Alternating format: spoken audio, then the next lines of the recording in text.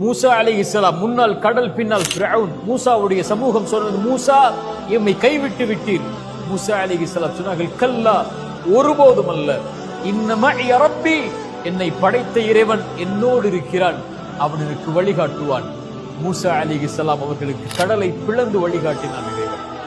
இப்ராஹிம் அலைஹிஸ்ஸலாம் நெருப்பில் வீசப்பட்டார்கள். நெருப்பு சுட்டரித்து விடும் இப்ராஹிம் என்று சொன்னார்கள். சுப்ஹானல்லாஹ், என் இறைவன் போதுமானவர் என்று சொன்னார்கள்.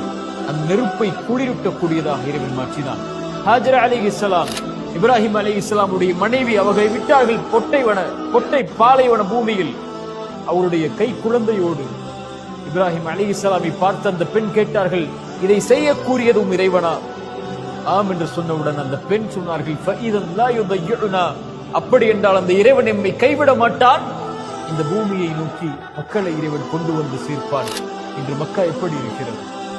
இறை தூதரை பாதுகாத்த, இப்ராஹிமை பாதுகாத்த, நபி மூசாவை பாதுகாத்த, ஹாஜர் அவர்களை பாதுகாத்த இதே வார்த்தை கஷ்டத்தில் சிக்கி தவிக்கக்கூடிய, சிரமங்களால் அகப்பட்டிருக்கக்கூடிய, வாழ்வின் இருளில் மூழ்கி கொண்டிருக்கக்கூடிய, கடனில், நஷ்டத்தில், செல்வ இழப்பில், சோதனைகளில், உயிரிழப்புகளில், பிரிவில், தனிமையில் சிக்கி தவிக்கக்கூடிய எல்லோர்களையும் வாழ்வில் விடுதலையாகும்.